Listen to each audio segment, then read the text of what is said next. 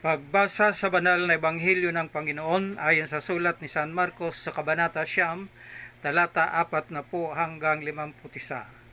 Noong panahong yon sinabi ni Jesus sa kanyang mga lagad, "Sinasabi ko sa inyo, sino mang magbigay na sa inyo ng isang basong tubig dahil sa kayo'y kay Kristo, ay tiyak na gagantimpalaan.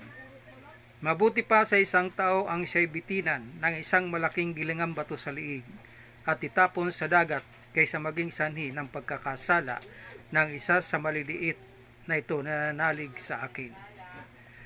Kung ang kamay mo ang nagiging sanhi ng iyong pagkakasala, putulin mo.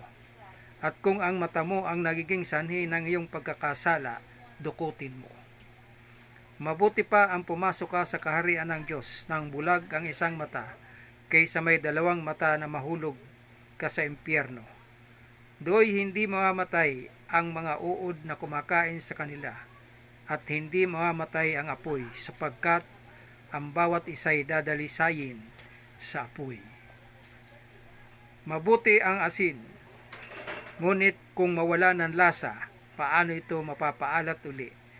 Taglayin ninyo ang katangian ng asin at sa gayoy magiging mapayapa ang inyong pagsasamahan."